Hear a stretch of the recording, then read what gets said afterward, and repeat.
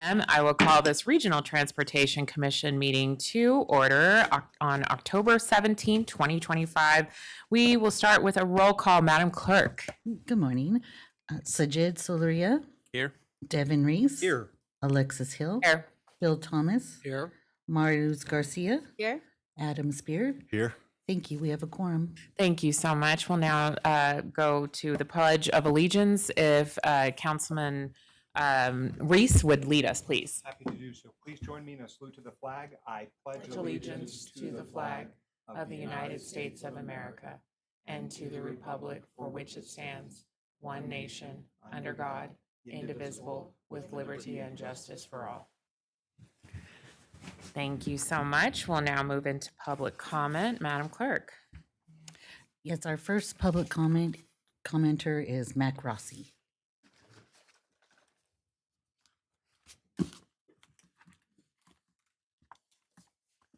I wasn't ready with my notes yet. Good morning. Good morning, good morning. For the record, Mac Rossi, resident of Reno. I just wanted to touch base with a project that was completed just within the last few months on 7th and McCarran, moving of a bus stop and a real fancy crosswalk. I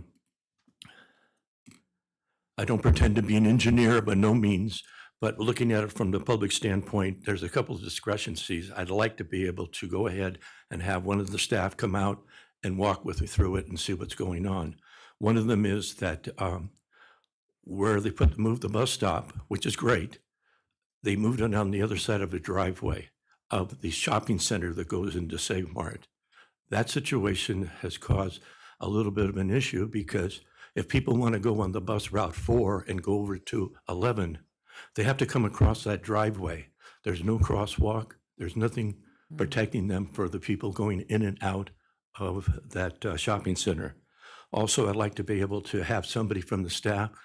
This crosswalk was put in for the Vintage Hills Senior Facility, and they're having trouble with this new fancy crosswalk. They go over, they push the button, and it doesn't respond right away to go across, so they think it's not working. The issue is that this crosswalk is set up that because of the traffic on 7th Street, if there's cars coming, it won't let them cross until after the cars pass. And this seems to be an issue, and I'd like to be able to go out and with somebody that's a professional from this side to at least address it to them to get an idea of what's going on. And then there's some markings on the street which make no sense at all in the medium. And again, that's the other one. But thank you for your time. Thank you for the information. We'll work with you to Thank you figure so that much. out. We Thank you. appreciate you being boots on the ground. Okay, our next person is Chris Fuqua.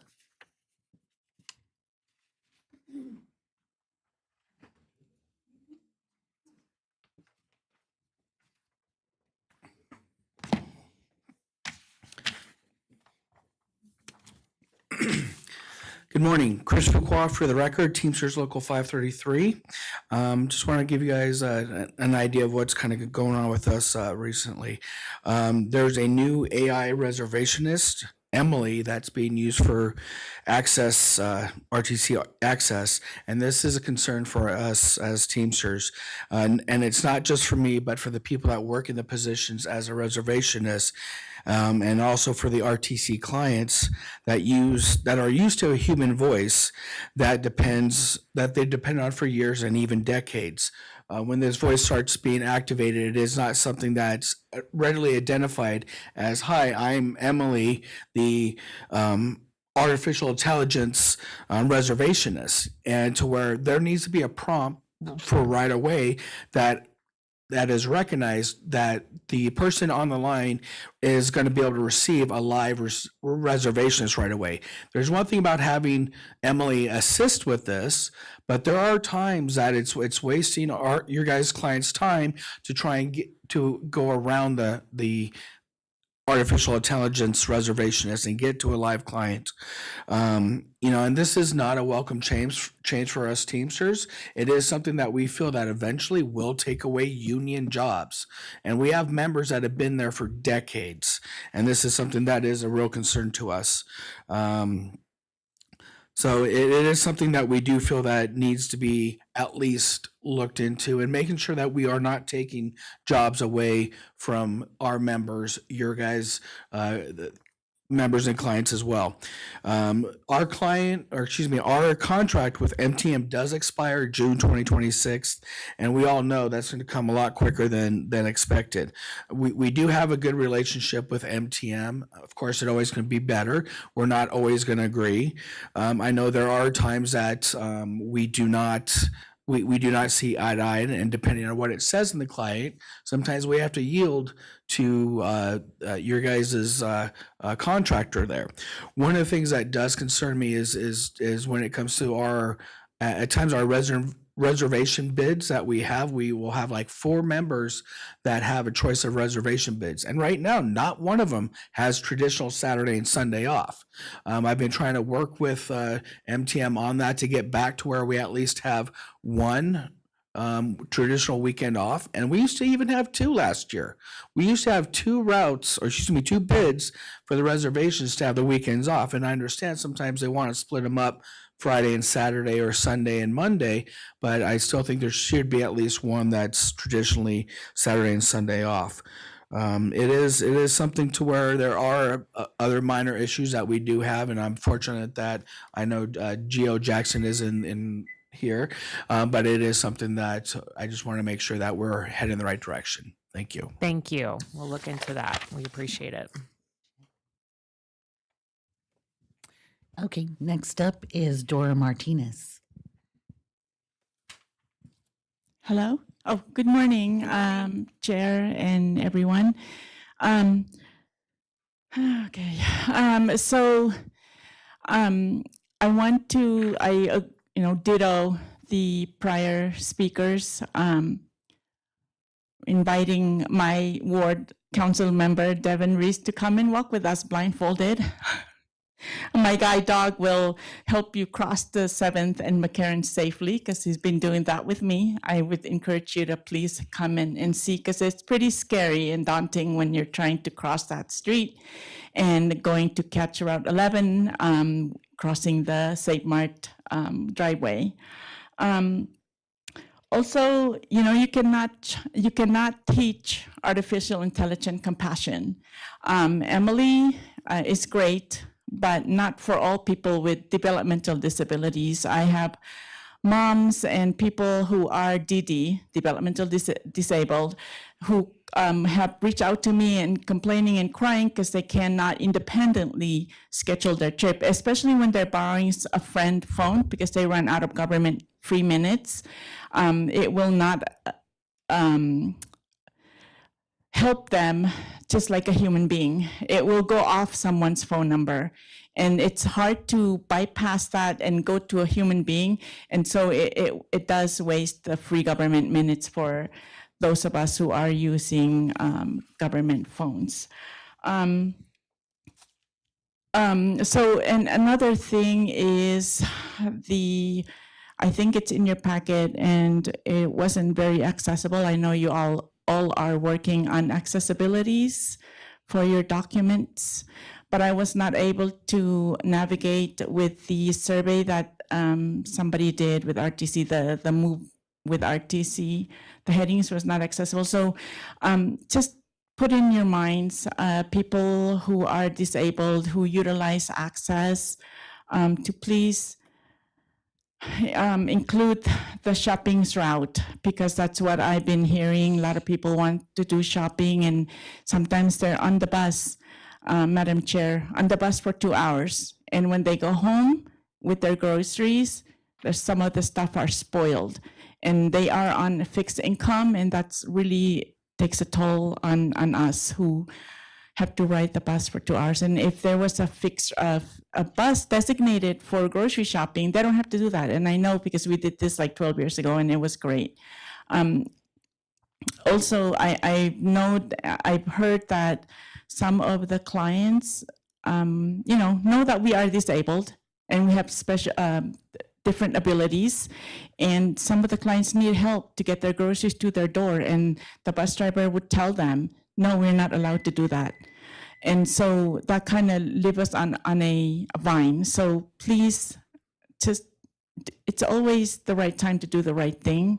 And we just want to be part of the society and live life with dignity. And I hope that you all look into Emily's AI, because it is not accessible and equitable for people with different developmental disability. Thank you. We appreciate that. We'll look into all of that, Ms. Martinez. And that is all for the public comments. Okay, thank you, Madam Clerk. We'll now move into approval of the agenda. Manager Thomas, any changes? Just one, I'd like to pull off item 4.5.3. Several brief correction I want to make on the record.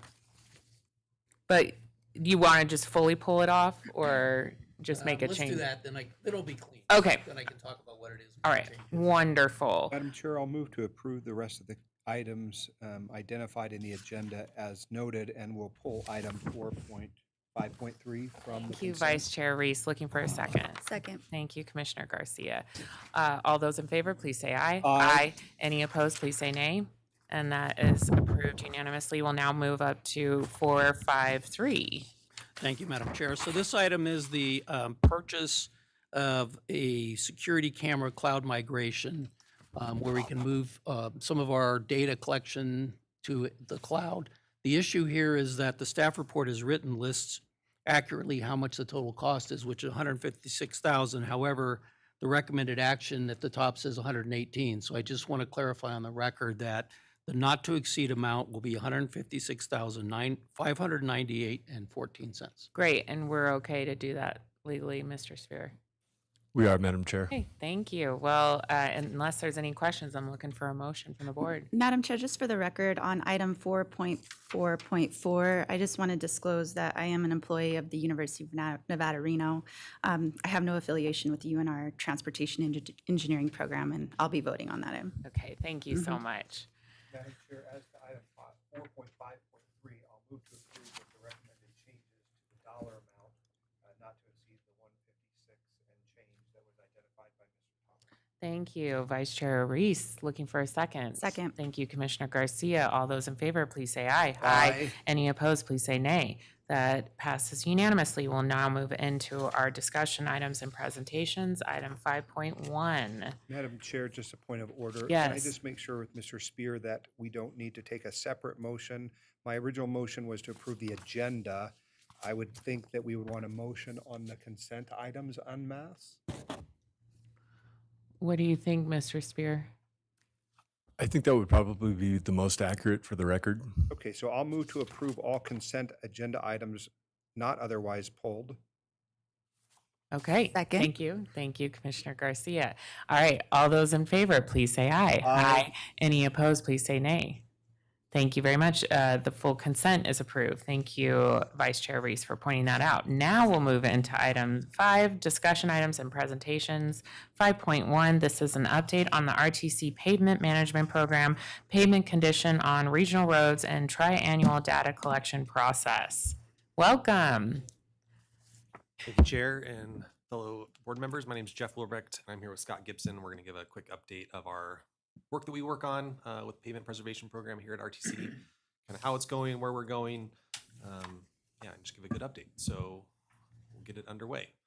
So what is pavement preservation? It's really applying the right type of pavement preservation at the right time on the right product with quality materials and the right construction techniques. And so we've been doing this for quite a while, and we've gotten really pretty good at it, where we do the slurry seal at the right time. It keeps the pavement in good condition. So we're really keeping goods road in good condition, and good roads really just cost less to maintain. I know we've talked about this before, and I know you hear about it at your local agencies, Pavement Condition Index, PCI. I really like this little kind of slice of a pavement cross-section. It kind of helps tell the story of what PCI really means.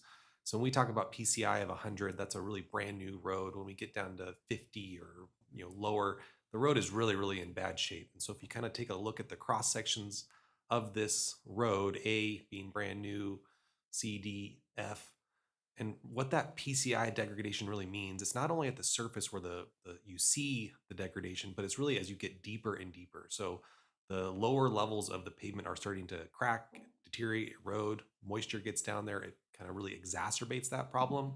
And so, when we get into these lower PCIs, we have to do more work. If we keep the PCI high, we're only doing work at the surface where the damage is occurring. We are just wrapping up our triannual pavement data collection process. RTC's kind of migrated to a process in where we do a semi-automated data collection. We do it every 3 years, and then we supplement that semi-automated work with manual or live person kind of doing field checks and audits with that process. So that data collection's wrapping up. We're now going to start moving into the process of, now that we have that data, doing a big reanalysis of our network. RTC manages about 450 center lane miles of regional road that spans Reno, Sparks, and Washoe County. So we're going to reanalyze that. We have these decision trees that kind of help us organize how we apply budgets and costs and projects to that network. We update the costs associated with that decision tree matrix, and then we do some budget scenario analysis to kind of understand what is it going to take to maintain the condition of the road we all want to achieve. All that data goes into a program that RTC uses, which is StreetSaver. The local jurisdictions use a similar program called Paver. They're really the same type of thing. It's just a user experience is a little bit different. For RTC and the way that we use this data, this program works really well for us. And what you can see is a lot of our roads are in very good shape. So more than 79% are in very good condition. The trend, as you've seen recently with the maintenance needs study, the RTC network has stayed pretty close to our goal of PCI 80. And so we've been doing a decent job thus far. So with that PCI data and how we manage the network, we operate a program. So it's the Pavement Preservation Program. This is a cooperative effort that's been in place for more than 20 years, in which we work to identify pavement preservation projects and scopes of work that help maintain the regional road network at a target PCI. The way that we implement that program is really collaborative with the local jurisdictions, in which each local jurisdiction assigns certain staff from public works or community development to help us identify and select projects that serve the best need, right? With RTC, we do work on the regional roads. So really for us, we start with the PCI, and Scott will kind of talk about it here in a second of how we do that, but it starts with PCI. So the worst roads, or the roads that in most need, get the attention first. And then we go to average daily traffic. We look at what was the last treatment done on that road. So we're kind of spacing treatments.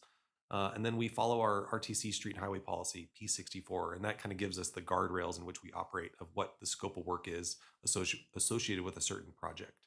And I'll hand it over to Scott to talk about those projects. Thank you, Jeff. And again, for the record, Scott Gibson. Our pavement selection process is blind to jurisdiction, and this is a procedure that we came up with a number of years ago. As I go through my part of the presentation, there's a couple numbers that I want you to pay attention to, and the first one is PCI of 55. That's the break point between above that, roads are in fair, good, very good condition, and below that, they're in poor to very poor condition. More expensive, less expensive, up on the higher ends. So that graphic on the right kind of shows where the different treatment processes that we use fall in on that pavement deterioration curve. Pavements start out in very good shape, brand new pavement, and then they deteriorate over time.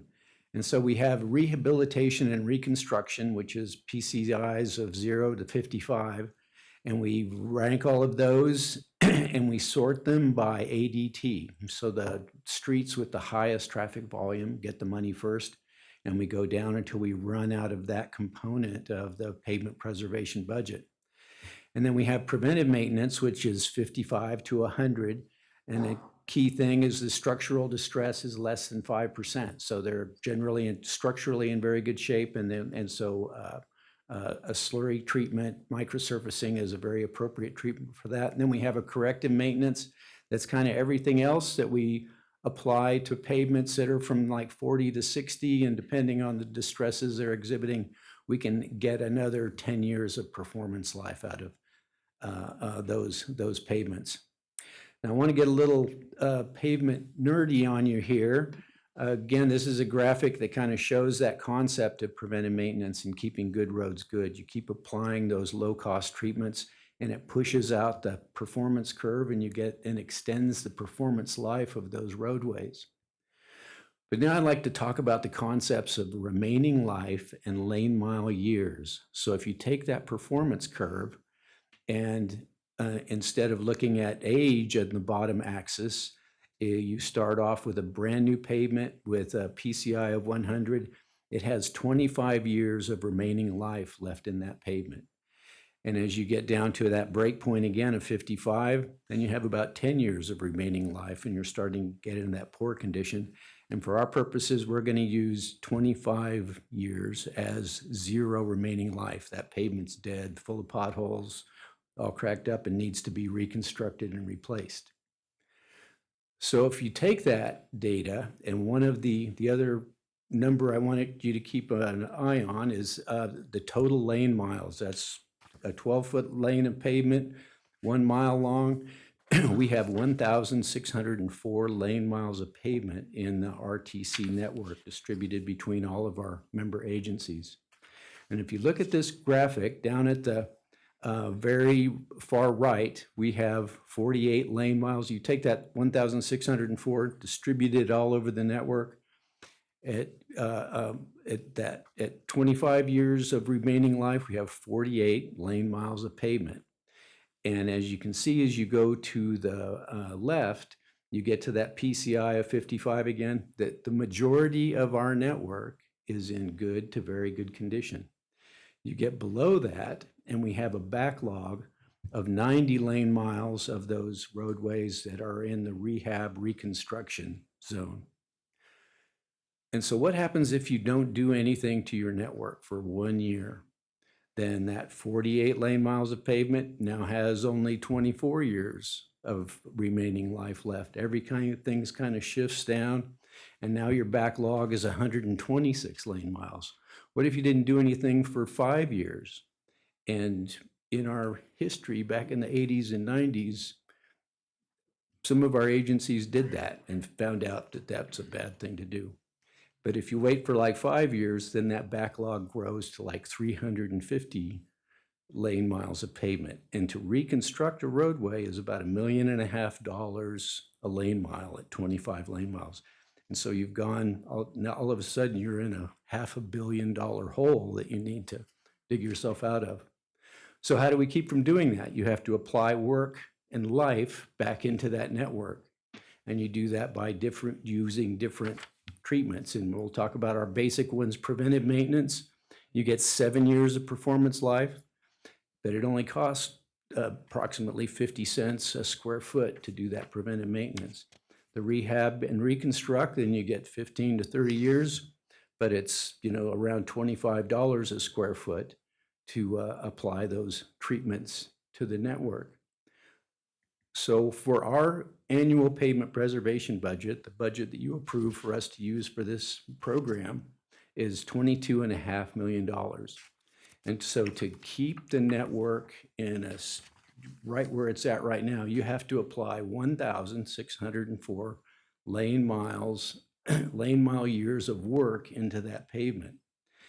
And there's a couple concepts, preservation versus worst first. And many agencies, surprisingly these days, still apply a worst first scenario. Those bad pavements are the ones that generate complaints from their citizens, and they're the ones that take the most maintenance money and that type of thing. And they throw all their budget at that. If we took our $22.5 million and applied it to just our worst pavements at a cost of $25 a square foot, we would only get to apply 14.2 lane miles of work. And if you multiply that by 25, you'd only get 355 lane mile years of work of investment into the network. And we need 1,604 lane miles. And so we do the preservation focused approach where we distribute that 22.5 million. We do 3.5 to reconstruction, say this is kind of a typical distribution that we see year to year. It changes depending on what the roadways are and what the conditions are. And that gives you 55 lane mile years. The rehabilitation, 10.5 million, that'll give us another 166. Corrective, it's a mix, and we'll get another 100 out of that. But preventive maintenance, that cheap, inexpensive surface treatment, we've put about a third of the budget into that, and that gets us 1,400 lane mile years of benefit out of that. And you add that all up, and we end up getting more than our 1,604 lane miles, and we should be getting improving our network over time. And that's the kind of the way that we do things and why we're successful and where we're at and using our money well. Here are a couple example projects of those. This is a preventive maintenance. Again, a surface treatment. We paint the entire network black every 7 years. And one of the other things that it allows us to do is we work with our local agencies to see if there's advantages we can do to make the roads safer and better for other users. And then we also have corrective maintenance. This is our Somerset Parkway project that we did last year with a 3-inch mill and fill. And as you can see there in that bottom picture, we were able to add a bit of a buffered bike lane throughout much of that project. And then Jeff did a couple, 3 years ago, had 2 phases on Kings Row where we reconstructed the entire roadway and also made all of those driveways through those neighborhoods ADA compliant and widened the sidewalks and that type of thing. And with that, I hope I didn't provide way more information than you were hoping for. And thank you. Happy to take any questions. Fascinating. Manager Thomas, did you have something to add? I'm sure if I can just, a lot of it may be self-evident, but I know all of you in your jurisdictions are stretched thin and meeting your budget needs and the demands you have upon you.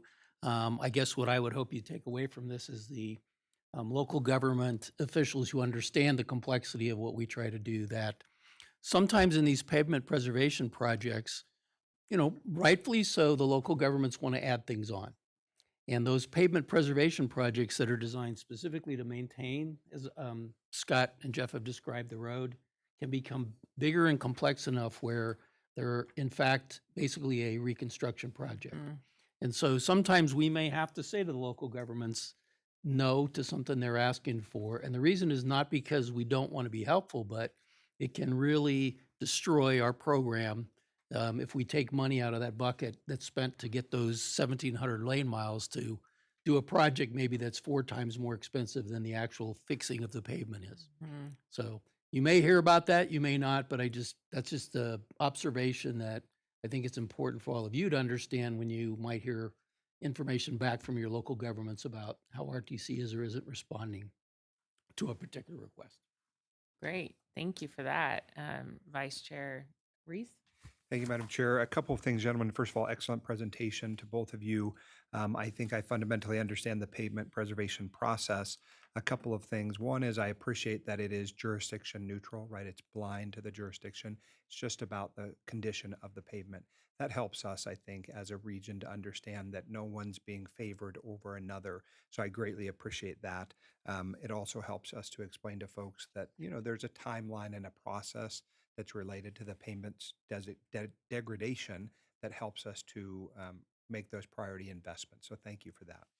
I wanted to specifically call out something that I think is not readily apparent from one of the slides, and let me see if I can find the slide. It's the financial slide that you had at the end, Scott, that I wanted to just pause on for a moment. I understand the expense that we put into it on the magnitude of 22.5 million. I think what is not included for me here, but which could be, is the fact that these contracts go to local contractors who are doing the work, which means we're putting people to work and employing their families who then buy goods and services, attend our schools, buy their groceries. So it's an investment in the community beyond just the pavement. And so I think there's something particularly good about that. So thank you for that. I know that our contracting workforce is quite robust and diverse, but I know that we are competitive when we go out for those bidding opportunities. But it does mean something beyond just the investment in the pavement. So I thank you for that. And then last, I'd be remiss not to mention, because you've got a couple of slides here that end up being in Ward 5 in the city of Reno, 2 on Keystone and then 1 in Somerset. I will tell you that all 3 of those projects were handled just impeccably by your teams. The Somerset project in particular, I live off Somerset Parkway, so I got to see it.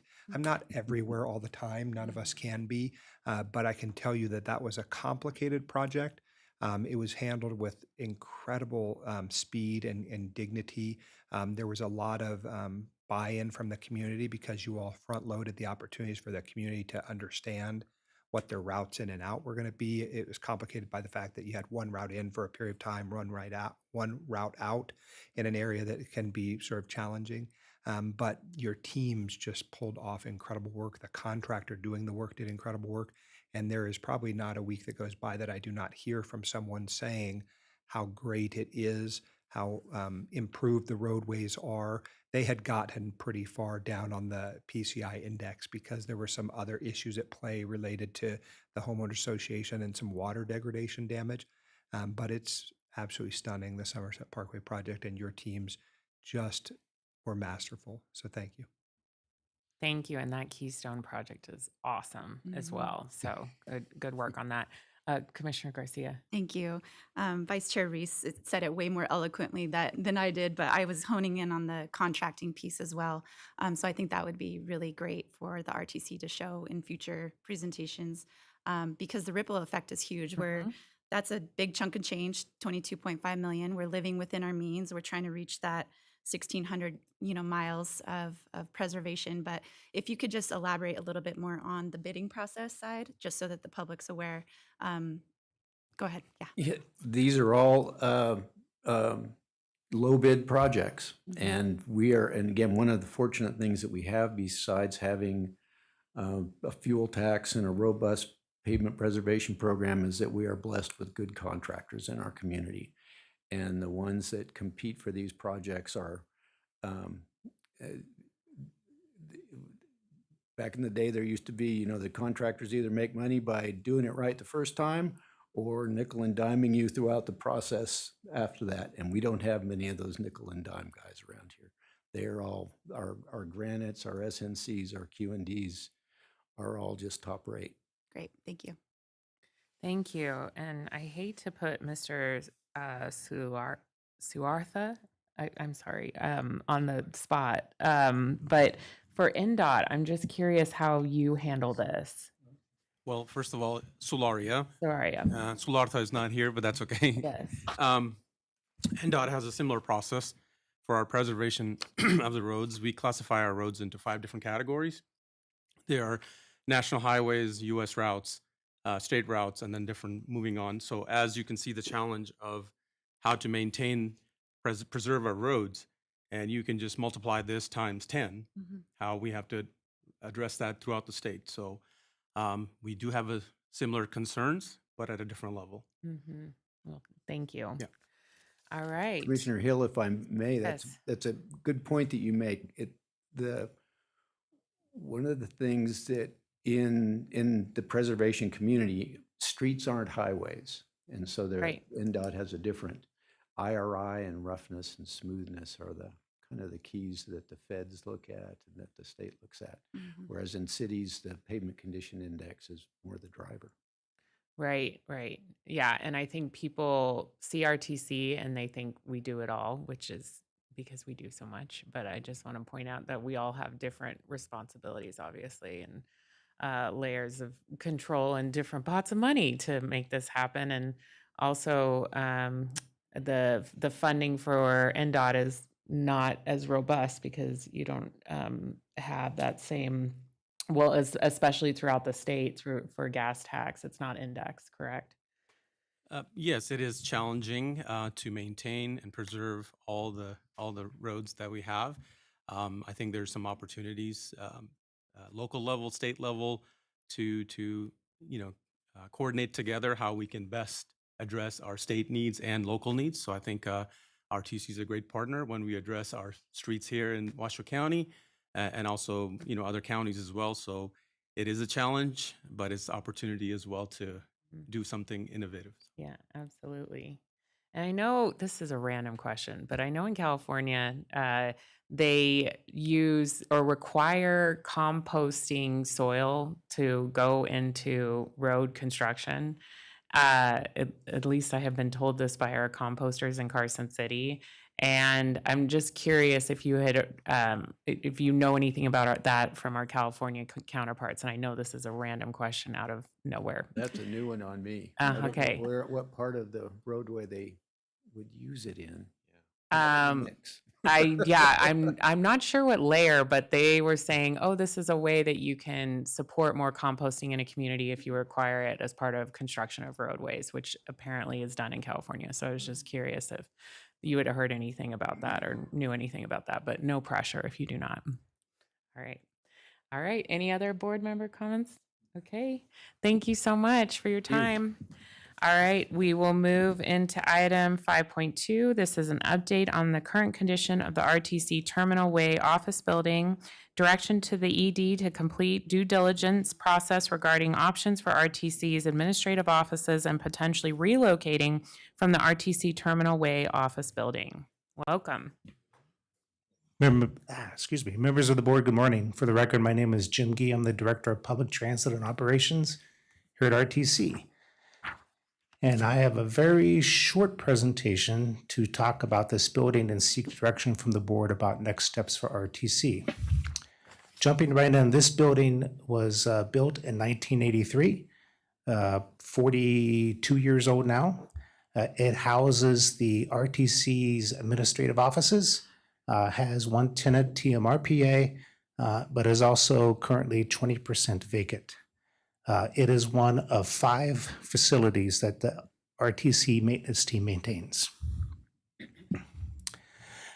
Before, as we looked at this building and looked at the age, we decided to have some both internal and external expertise look at the condition of this building.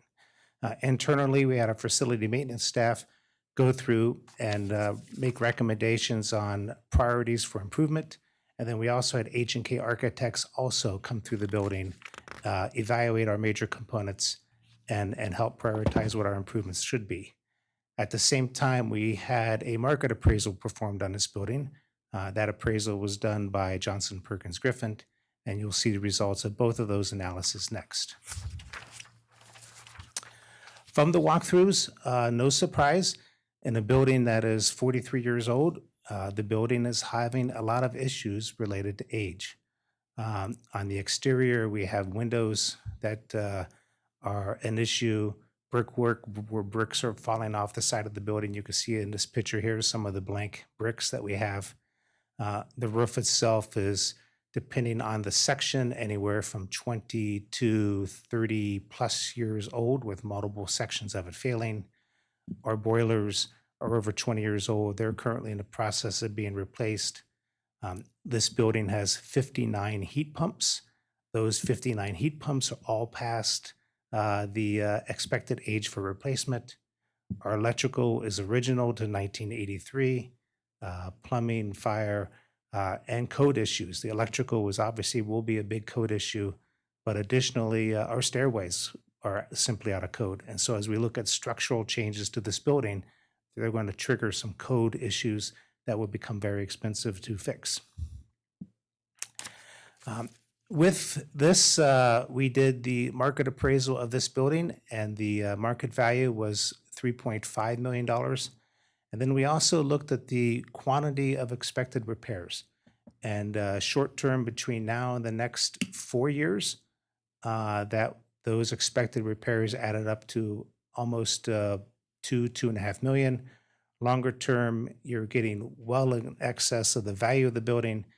And just as a note, these are simple repairs of major components that do not include updates to code violations as we start fixing that will get triggered, and also do not include simple office upgrades like paint and carpet and things that office employees expect in a good organization. Some of the things besides the high repair costs compared to the value of the building is, there was a risk here of the code costs and what those would be. We have limited staff, and so it is difficult for us to do all of these projects at once, especially when we have 4 other facilities that we're also having projects that roll out. We also know that once we start in this building, there are things that are going to require relocation, at least short term. You can't do the windows with the folks in the building. You can't do the heat with the folks in the building. And those operational disruptions we would have to work through. But I guess more importantly for us, this really is an opportunity. When this building was built, at one time RTC had over 100 employees. Now we're about 65. At one time, this building was fully leased out. Now this building has vacancy, but essentially every building on this street has vacancies. And so this is a time to not only, this is a time for us to right-size the building similar to how we've right-sized the organization in terms of staffing. And so before we move forward, we wanted to take an opportunity and get some feedback from the board on our next steps. So with that in mind, what we recommend is to authorize the executive director to start a due diligence process. We know or have a good handle of the costs of staying in this building. We do not have a good handle yet on what it would cost to move and what that cost would look like in terms of purchasing or leasing or new construction. But we want to be able to do that due diligence before we simply put a lot of money into this facility, and want to make sure that's the best move for the organization. And so that is my very short presentation. I'm happy to field any questions you have, and we're seeking feedback from the board on this topic. Thank you. Thank you. Commissioner Garcia. I do have a question. Thank you for the presentation. I just turned 45, so I know my exterior is struggling. There's probably some internal components that need upgrade too, but I'm very supportive of shopping around and doing the due diligence. I'm just curious because we're making potentially a decision to address the needs of our organization a decade from now and beyond, right? So can you explain how we went from 100 to 65? I'm sure there's a lot of technology and improvements and efficiencies and everything, but with the growing population, is there a chance the RTC would again need additional space? And are we being short-sighted if we're trying to scale down, find a building envelope that fits us today, but our region is still projected to grow? Yeah, so I think there's a room in between and a cushion. I mean, as you point out, things have changed over the last several decades. With technology, we can do more with, systems in the cloud, with just, the way we outsource a lot of our business. There's just different ways and different business models that we can use.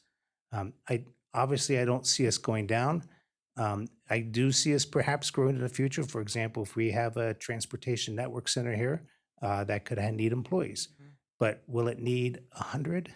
No, I don't think so. I think we can design this facility with enough of a cushion and buffer to protect ourselves from future issues. Okay. Thank you. And Vice Chair Reese.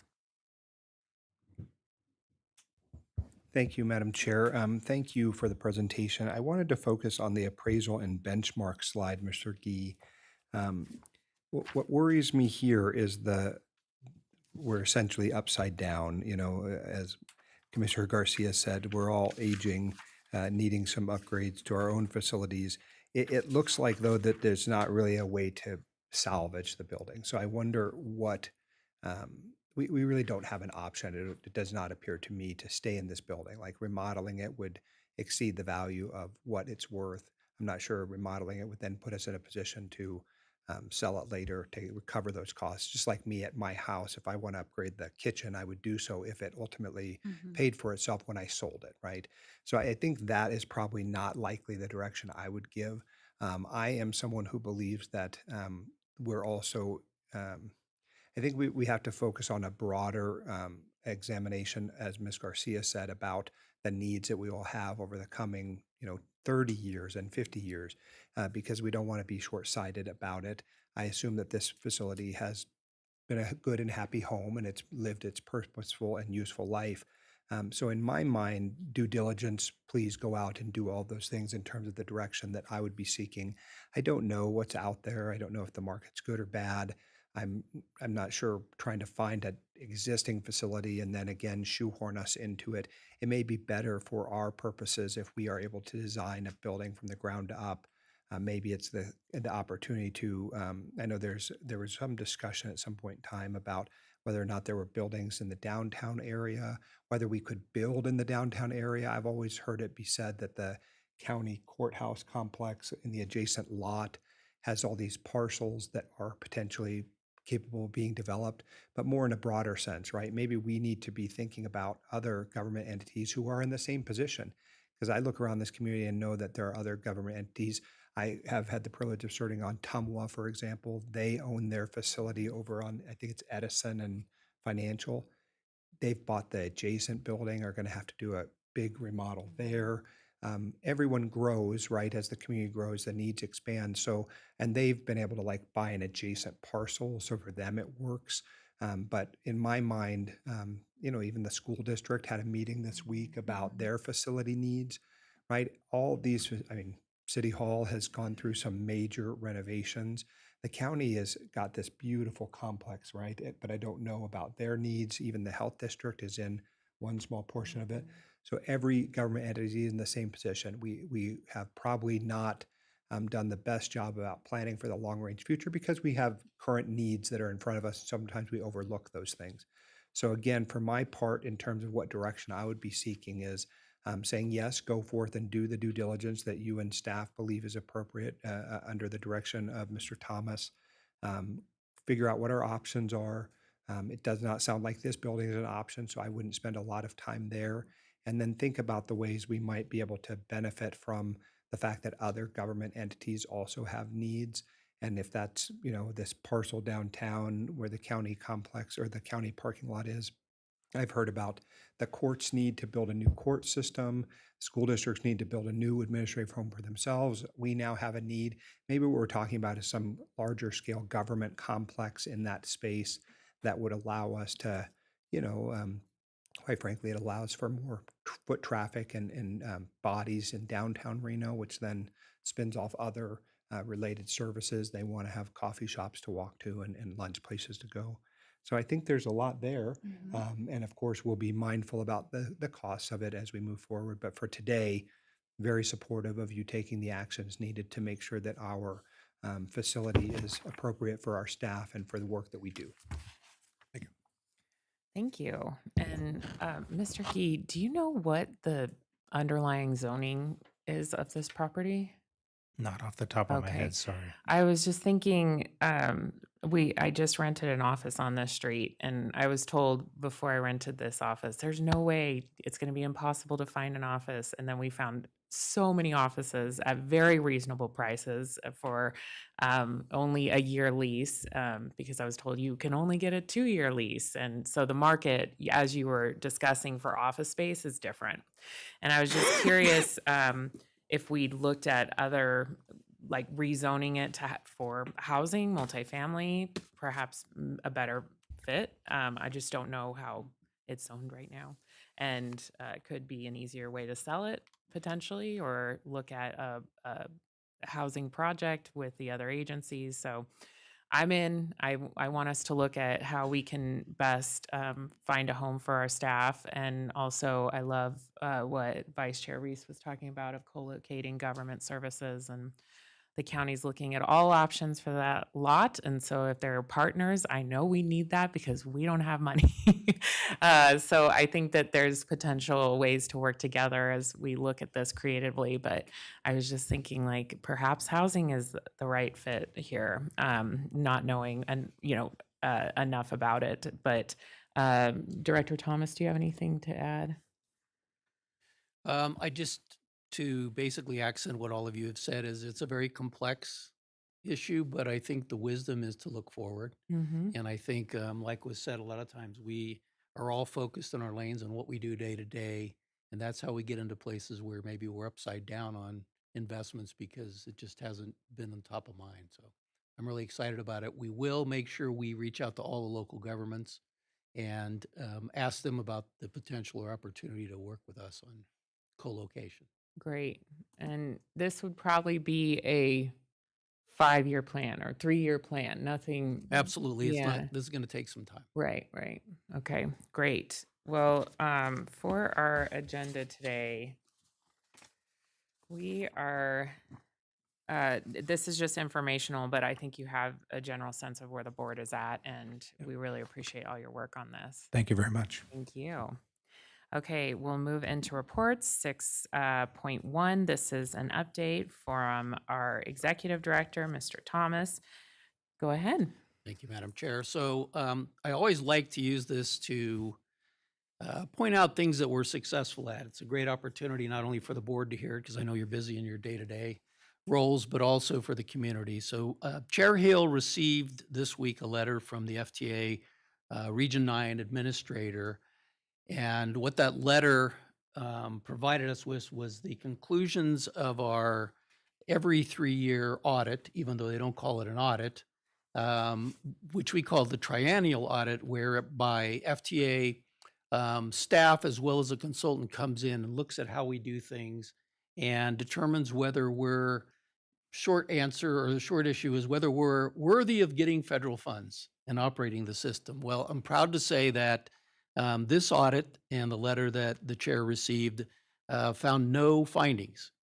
And I know talking to a lot of the staff that have done this for many, many years, that doesn't happen.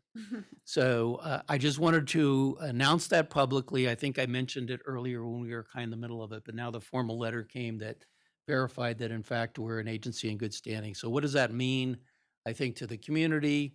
I would start by saying it's very competitive in the FTA world as far as how funds are distributed, and I think that puts us in a good starting spot when we're an exceptional agency in terms of following the rules and the processes for FTA. So it's a plus for all of us. I wanted to publicly acknowledge, even though a lot of the staff were involved here, in particular Jennifer Myers, she was the project manager. So she was on top of this from day one. She did the kind of things that it requires when you have auditors to make sure they're happy with the information, the data, the documentation that you need to be successful in one of these audits. And then also Jim Gee, who oversees the operation. So this was really not only about us, but also our contractors, Keolis and MTM, because the federal government comes in and looks at their operations and says, are they doing this the way it's supposed to be done? So this is a robust and positive review that I think is merit of a conversation like this. And I wanted to conclude by just sharing with the board that I think this is another reflection of the high quality of product our RTC employees provide to the public. The people that work here value their jobs. They value the public service they provide. And to me, this is a reflection of that value that they have for their contributions to the community. Mhm.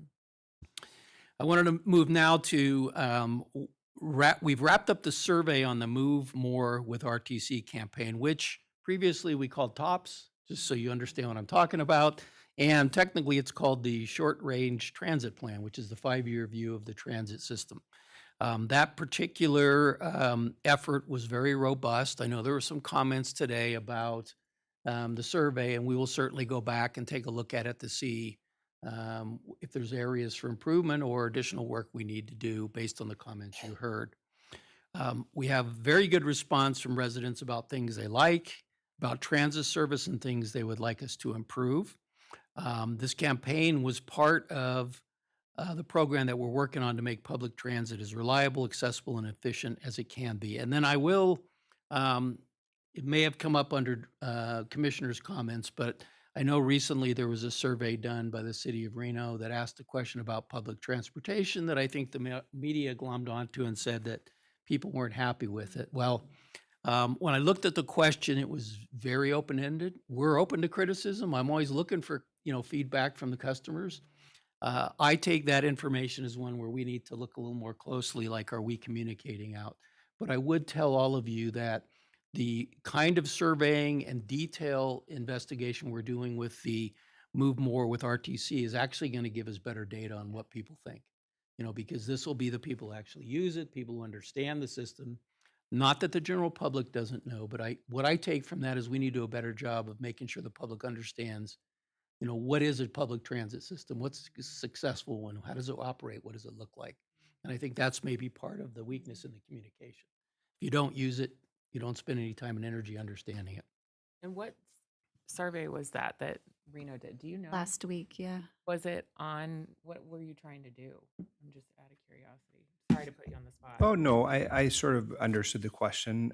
It was a survey that was sort of designed to give us a baseline as we approach the next iteration of our public planning process for our vision, as a board. Okay. Right. So it went out and surveyed broad areas and involved, lots of community stakeholder feedback and groups and sort of trying to solicit that information.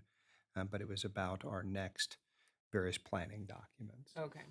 And what I took away from the presentation is they met their goal. They exceeded their goal by a lot in the amount of people, respondents to the survey. But when you looked at the disaggregated data, it was a particular population and, from educational backgrounds, high propensity voters, and all of these factors, when you layer it in, it's probably not our typical client in RTC. And so we just need to keep that in mind. So moving on, Veterans Day, Tuesday, November 11th, is coming up. And once again, we will be offering free transit to our ride and access services over the holiday. I think this is a great way to honor veterans, their families, and acknowledge the holiday for our existing passengers. We also think there's a potential opportunity to introduce new customers who haven't ridden the bus before. We always encourage people to use public transit, however and whenever they can. I want to now introduce, I see she's sitting here, Ashley Encinias, who is our newest member of our team. And Ashley started her job actually Monday of this week, right? Yay. Woo woo. Ashley comes from us from UNR School of Medicine, where she served as a career development and planning specialist. She also earned her bachelor's and master's degree at the University of Nevada, Reno. She's held various HR roles in the private sector, including Greater Nevada Credit Union and a couple of startup companies. She's very experienced in recruiting, onboarding, and HR compliance, and has a unique behaviorist viewpoint because of her work as a behavioral analyst with clients in the autism spectrum. So welcome, Ashley. I think she's going to be a great addition to our team. Yay. Welcome. We have 3 employees. I want to close with this. We have 3 employees that are celebrating their RTC anniversaries. Congratulations to Justin Doer, who has 10 years at RTC as of September 21st. Justin does a great job as one of our customer service associates who more recently moved to this building. So he does a great job in interacting with our customers. Sarah Going, celebrating, hard to believe already, 5 years as one of our engineering project managers. More recently, you may be familiar with Sarah's work on moving forward some very important projects. Not the least of which is the Biggest Little Bite Network, and she's also handling the Keystone Bridge. So she's doing an amazing job for us, and I want to thank her for her 5 years of great work. And then last but not least, Thomas Connell. It is 1 year anniversary, and September 25th is one of our IT analysts. I want to say congratulations to all 3 of these employees and look forward to the great work they will do for our community for many years to come. And with that, I will conclude my comments. Thank you. Any questions for our executive director? I just had one briefly, Madam Chair. I wanted to know, Mr. Thomas, if we've been observing any data yet about the free rides for students. We're kind of 2 months into that program, and I just wonder if there's any, and if it's not today, we could get it on a future agenda. I think if you're okay, we'll just have Jim Yeah, sure. talk about it. For the record, Jim Gee, Director of Public Transit and Operations. Great question, because I'm really proud about the program. We currently have about 1,800 students signed up for the program, providing about 500 or 600 about 600 trips on a weekday, about 200 on the weekends, and it continues to grow week after week. So in your monthly fixed route report, we will have a page in there dedicated to the school service. We're tracking it by route, tracking it by stop, but we're really proud of the results that we've had for the program so far. Well, congratulations. I'll look forward to the next update. Thank you so much. Thank you. Great question. All right, with that, we will move to our next update, 6.2. This is a update from Mr. Paul Nelson, our Government Affairs Officer on federal matters. Good morning, Paul Nelson, Government Affairs Officer at RTC. There's still no end in sight for the federal government shutdown. It'll be next week at the earliest, if we're lucky. Republicans say they won't negotiate with Democrats until they pass a CR. Democrats say they won't pass a CR until the Republicans negotiate with them on extending some of the ACA tax credits. So we'll see what happens from there. The Trump administration has taken some action to make sure active duty military get paid during the shutdown by using tariff revenue to fund WIC. That takes away some of the bargaining power during the shutdown. The administration has begun reduction in force efforts at several agencies, but not DOT so far. FHWA and DOT are mostly operating normally because they are funded through the Highway Trust Fund and advance appropriations from the IIJA. Formula funds and executed grants should continue to flow, but discretionary grant awards probably won't be approved until the shutdown ends. DOT issued an interim final rule on the Disadvantaged Business Enterprise Program. It removes the program's race and sex-based presumptions of social and economic disadvantage. The consensus is that recipients of DOT funding no longer have to enforce DBE goals while the agency figures out its new certification process. And DOT has finished reviewing about 3,000 of the Biden-era grant awards, so they've got about a couple hundred more to go. We expect them to cancel a small number of those grants that are more focused on bike and pedestrian infrastructure, but most of these grants will move forward either as they are or with an adjusted scope. And that's my report. Thank you. Any questions for Mr. Nelson? Okay. We will now move to our final update. It's from NDOT. Welcome. Good morning. Thank you, Madam Chair.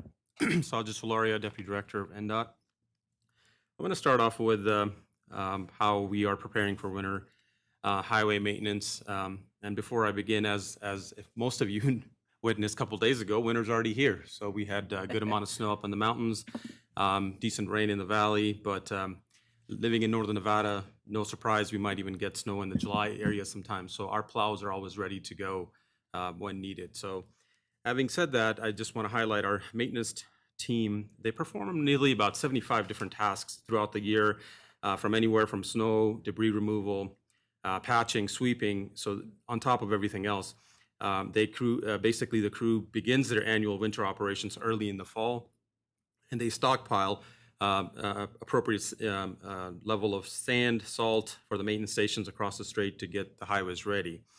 But sometimes we don't highlight our equipment shop folks who prepare these vehicles for the winter, and they start their operations or getting these equipment ready early in the spring. And before I begin, I would like to share this video. I hope it plays. So let me start with that. Do I need to? There it is. Okay. Oh. Early to late spring for our winter prep for the fall. It never stops. It's 24/7, 365 days a year. We bring them in for services, inspecting sanders, plows. We replace plow bits. We want these vehicles to go out, and we don't want them to break down or have failures on the side of the road. We also want to keep the public safe. If our equipment's out there and up and running, then we're able to do our job and the public's able to get where they need to go safely. We make sure all the safety functions are always working, and if something is not correct, it does not leave the shop. Little problems become big problems. So if we can get those little problems fixed beforehand, it saves the public money, and it saves us a lot of time and repair time in fixing something if we can catch it early. Be assured when you see these vehicles out on the road, they're in safe working order. We are NDOT, keeping you safe and connected 365 days a year. Oh, that's great. Yeah, and I see our district engineer here, Bhupinder Sandhu, in the audience, so I want to acknowledge him and his staff and his team throughout the year, all the stuff they do with the limited resources they have. So we really appreciate what they do every single day to keep us safe and connected. Thank you, Boo. Okay, oops, going back to the video again. I would like to also share some updates on a couple projects that we have ongoing in the valley here. So let me start with the US 395 North Valley's construction project. This project, crews, they're making good progress so far. This week, I believe it happens to be today, weather permitting, which looks nice out there. They'll be changing we will open the southbound US 395 off-ramp to Power Boulevard. This ramp was, they started also pouring some bridge decks for multiple bridges, a part of this phase of the construction. And as we know, bridge widening and construction are the critical path on this project, and they're working through it. And again, depending on the weather permitting, they'll be making good progress. This project is currently scheduled to complete in summer of 2026. Bridge construction will be, again, like I said, is the driving factor of the construction schedule moving forward, ultimately. And I want to also remind all the listeners who are continue to have this traffic control changes throughout the valley. We try to keep lanes open, lane closures, and all the updates to the projects. There's a text and a website that motors can be updated all times. Like I said, we also have a project website hotline to text to know about the progress of the project. So at this point, at high level, I would say that paving is about 80% done. Project's about 70% overall done. Don't quote me, but this is what I heard from the crew and team. So they're making good progress. Hopefully next summer we'll be all done and starting with the next phase. So fun continues. And I'd like to also give an update on the I-80 project, west of Reno here. As we know, the scope of this project was to adding another additional merge lane, sound walls, drainage update, features update, lighting, and a lot of landscaping improvements. In September, crew has poured a new bridge deck over Stoker Avenue. And coming weeks, we will be reopening the Stoker Avenue beneath I-80, which is temporarily closed for bridge widening. Crews are also working on paving and installing sound walls, center median walls to further enhance, safety. Basically, that's because the both sides are in different elevations, so that keeps us more safer for the drivers out there. And we are anticipating completing this construction mid-2026. Motorists will have to continue to see interstate lane shifts overnight. We try to keep these reductions at overnight hours and then possible ramp closures at the best time, and we want to keep the public informed. And then also want to highlight that there's a project website, any major updates, things like that, motorists can also look at on our website for the updates on this project. Also, as far as keeping updates, earlier we talked about preservation and importance of preservation. We will be USA Parkway, as you know, that for all the people who live in Reno and Sparks who commute to USA Parkway from here to Tri-Center, we are resurfacing some of the section at USA Parkway by the Reno Tahoe Industrial Area. Drivers will see overnight or weekend lane reductions through November, while we're repaving the sections of aging roadway to make it better. And this is more of an interim fix before we have the opportunity to get a full roadway repaving in the future years. So again, this is just a reminder for the drivers who commute from our area to Trick Center. Something to share for the fun here. I think we did that as last year as well. This is a State of Nevada Trunk or Treat community event. This is on October 26th. 2 p.m. to 4 p.m. This is NDOT and Nevada State Police, Nevada DMV will host the 3rd annual Trunk or Treat Halloween event at South Reno DMV. Again, last year we had a good turnout. A lot of families came out, and we had law enforcement, first responders, and community partners, including Nevada Highway Patrol, and cities and county police, and sheriff and fire department. We also provide school, bicycle, and pedestrian safety information at this event. and display our large highway maintenance vehicles for the kids. Again, this is an important way to provide safe and memorable Halloween experience for our families and community, for the children to become familiar with roadway and public safety resources across Truckee Meadows. So with that, I conclude my update, and I will take any questions if you have. Thank you, Mr. Solaria. Any questions from the board? Madam Chair. Yes. Mr. Solari, thank you for the presentation. I have a couple of questions about the slides. First, I have a tremendous amount of respect for NDOT and the work that you do. It's a big state, lots of roadways to take care of, design, maintain, plan for. I think you've been a great partner to us here at RTC as well, and the cities and county. I wanted to start maybe with the preparing for winter information. I guess just as by way of background, so I understand, in northern Nevada, sometimes what happens is people come to me and they have pitchforks out and they want to complain about a thing. That's the nature of the work we do sometimes. It's not that they are, they don't care, it's just that something is impacting their daily life. And so sometimes it's often the case that we have to explain who owns which road. You know, is it privately owned, an HOA, RTC, the city, the county, the state? And so can you tell me just in broad brush in Washoe County, which roads is NDOT responsible for plowing? Is it just 80, 395, McCarran, Mount Rose Highway? I mean, are those the major ones? Am I missing anything? Clear Acre. Clear Acre is one. Where's that county? Thank you, Vice Chair Reese. So this is a kind of loaded question. You're asking me all the roads that we own. I didn't know. But you're right. Here at the high level, yes, interstates, you have part of the McCarran, I believe. I don't know if we own all the McCarran. But at the end of the day, I think it's a collaborative effort in the community.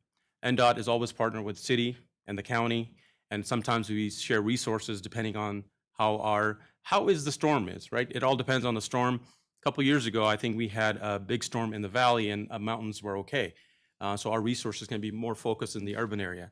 So as far as ownership and all that, I think we have, as you described, I would agree with you, that is like part of the McCarran, I-580, I-80, and some of the other state routes as well. Well, and it sort of leads into my second question, which is about the sufficiency of our snowplow operator fleet, right? I understood a couple of years ago we were down so many people that it made it hard to get people out into and doing the plowing, which kind of has a cascading effect. If the snowplows can't plow, we'll just pick McCarran because there aren't enough snowplow operators.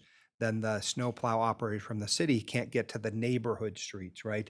And so, of course, we all have to work together. We're one state, one Nevada. And so I just wondered if you could speak to like the sufficiency of staffing specifically about snowplow operations, because this is what people ask me about when I'm out. Yes. You bring up a good point. Actually, yes, post-COVID, agencies were facing challenges to have recruiting and employees retiring and all that, so that affected everyone, and NDOT is no different. Currently, we're up, actually, it's trending in the right direction. We're about 15% vacant throughout the department. I think our District 2, which we're here in Washoe County, I think we are trending better, probably around 10% or maybe 14%. I think somewhere there. We have enough resources, enough people, but there's, again, we compete with other agencies, mines. Again, as you know, the challenges that we have, we do also have CDL trainings that we brought in some simulations to train our folks. So I think we are in good shape. But there's always room for improvement. No, that's awesome. Thank you for the update there. Let me ask now about two specific projects, which were my request was that you bring them forward. So here's what happens for setting the stage. I will have a constituent who asks a question. I will then turn to my staff first to answer the question, and sometimes they're very helpful to me and provide me just enough information that I can share information with the community. And of course, when you do that on Facebook, then the avalanche of negative criticism can come. And again, I don't think people mean it in a bad way. People mean it to express some frustration. And so the two projects that you've identified, two of the three are US 395 North Valleys. And so am I correct? I had written down that you thought the next, so there's phase 1A, which I think was the bridge replacements. There's 1B, we're kind of in the middle of that. and then phase 2 comes after that. What do we tell residents of the North Valleys when they are facing like really difficult commutes? They're trying to get their families to school and to work and to soccer games and the like, but they're facing just extreme commute times, and it appears to be based on two things. One is the construction on 395, and then also when you get off 395, the cities and RTC are doing a tremendous amount of investment into the North Valleys. I mean, on the magnitude of billions of dollars between our combined efforts. There must be some way to communicate that there's a light at the end of the tunnel. And then the last thing I'll say before you talk about this project specifically is what happens too is sometimes people on the internet are automatically, they're economists and they're lawyers and they're engineers. I'm not an engineer, and so I find it sometimes hard to respond to questions when they're asked about like, why did we do it this way? Because I think it could have been done a different way. Or why don't we run 24-hour operations until it's done? We have this saying in Nevada, the state flower is really the orange traffic cone, right? So what do we tell people in the North Valleys? How do we explain to them that there's light at the end of the tunnel, or we're moving as fast as we can, or what is the message? Thank you, Vice Chair Reese. Again, good comments, good question. I'm going to start off with my children because they tell me now they have the license, they become a traffic engineer. They tell me how things should be. So I think everybody who has a driver license believe they are traffic engineers out there, that's great. We want more of them out there. Yes, there is definitely a light on, at the end of the tunnel here. Here we are. When the project goes in construction, we are in, when you design something, you have a controlled environment, you're making assumptions and things like that. And when somebody is doing some construction or building a house, there's always unforeseen conditions that you run into. And weather conditions, when you're working out in the element that is there. This infrastructure is well-needed upgrades. And as you know, living here in this infrastructure has been built in 60s and 70s. It is well-aged and it needs to be upgraded. In order to do so, we have to take small pieces at a time. North Valley's commuters, yes, I feel for it. I live a certain part of the town, there's construction going on. I was just saluting that to Bill this morning. I thought I will dodge the traffic on one side, but then I took the wrong turn. There's more orange cones on the other side. So this is a common theme. I think one thing I would say that at the end of the day, we are investing in our community, and down the road, yes, it will be a better commute and better roadway structure and for everyone who commutes North Valleys or throughout the valley. And I'm sorry, at second phase, yes, we will be finishing this project, and our second phase of the project, which is going to continue north of that. Currently, we just advertised that project, hoping to have a contractor on board in spring and actually start construction next summer. And then maybe I can ask the broad question that sometimes comes too, which is like, you're going to finish this project, and let's just say the project is finished by 2029? Are we alluding to the entire phase? Yes, I'm talking about the entire phase. I don't have the magic wand, but if the weather god is okay, I think the next one starts in summer, so it'd be like a couple seasons, 2028, I would say. So then what happens is we grow some more, and we realize instead of 3 lanes or 4 lanes, it should have been 6 lanes or 8 lanes. And sometimes it's hard to balance what people's logical thought process is. Like, we should have built a super highway 20 years ago of 8 lanes, even though there was no one living there. Like, I find it sometimes difficult to explain to people that we grow and use the spaghetti bowl. We can pick on that, right? I wasn't here when I was growing up. I watched it be built and constructed, but we now know it needs to be bigger than it is today even. So we just are in the process of always just building and expanding and waiting for the next expansion. I don't understand what goes into the process. So I'm not a planner by trade. I'm an engineer, but I tell you one thing that yes, and in the entire country, and we're the same way. You cannot just build. There's not enough land, not enough right of way. We all need to be at the cities and counties and the state level, need to sit on the table when we plan for our communities, how we need to look forward. Unfortunately, we cannot build for something that we don't know what's going to happen in the future. Nobody has the bandwidth or the finances to do that. But I think that it is a $1 million question for cities and counties in the state. How do we get ahead for the development that we see that will come? And that's what we're guessing on. So I think as far as Nevada, we're still, 6th the top in the nation growing state. We will see these challenges, but I think collectively, what I say is more like travel time reliability will be the more focused than keep widening and getting more land from to buy this to widen the freeways, because there will be a time we don't have any more to widen anymore. Well, and of course, this is why the members of this body have invested heavily in transportation and also infrastructure related to bike infrastructure, because we do know that more cars means more wear and tear on those roadways. Let me ask my last question, then I'll turn it over back to the chair. This is on the McCarran Interstate Project West Reno construction update. This is where my neighborhood is, right? So I drive through it every day. I heard it said that Stoker would be open in a couple of weeks. Correct. The idea? Okay. Yes. And then what about the lanes? When I drive it, it looks really amazing, right? I see it and I think, oh, I could drive on it right now if I had to. And maybe once or twice I've thought I might have to as I was being squeezed out by a semi truck or something. But is it close to being ready to go? Or are we still quite a ways away from, because the lanes are all oddly configured and sometimes we're moving on one side and back to the other. So I'm just trying to understand what's happening there. And I'm going to try to answer the best I know. I know we don't, contractor has the authority how he builds and shift traffic and all that.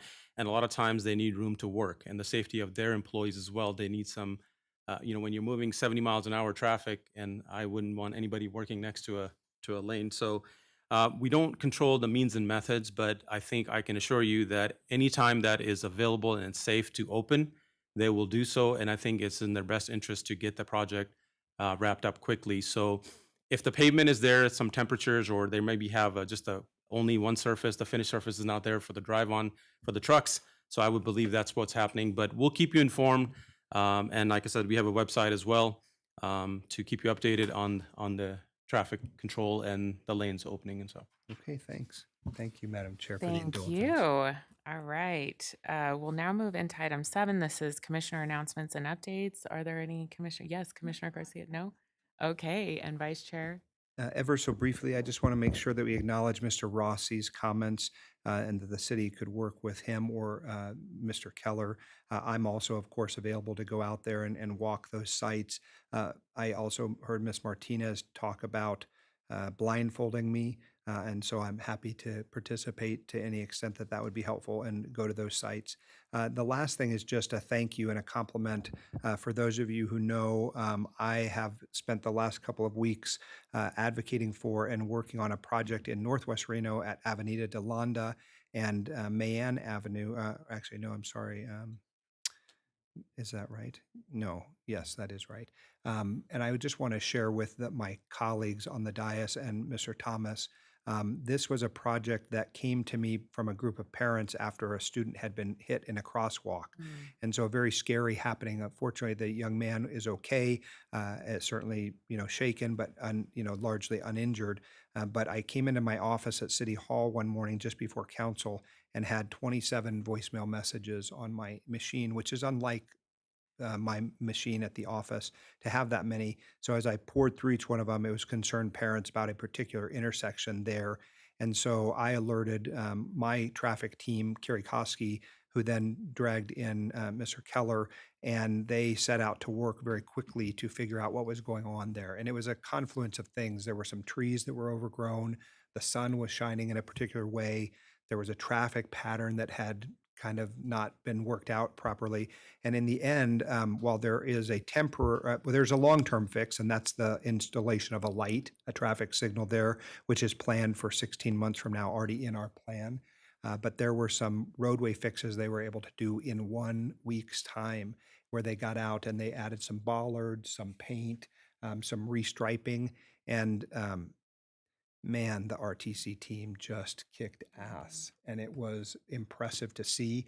Now, government is oftentimes accused of being very slow and not responsive, and we have a lot of constraints, but I will tell you, the RTC teams pulled out all the stops to make this neighborhood safe, and they absolutely deserve a debt of gratitude, and that community knows it. So, incredible. Love Bill, good job. it. Yeah. Great. Thank you. That one goes to Dale and the team. Yeah, it's wonderful. Okay. And then the one piece that I guess I need to learn more about is our AI. I'm assuming it's the prompter customer service piece through our partners at is it MTM. So I know that frustration of getting stuck in one of those trees that you just can't seem to find someone. So if there is a way that we can talk to um, our provider about that, that would be great because it's tough when people use different cell phone numbers and then they're being connected to a different user. We will do that. Thank you very much. Okay, we will now move into our final public comment, Madam Clerk. No further public comments. Okay, thank you. Well, thank you everyone for a great meeting. It is 10:25. We are adjourned.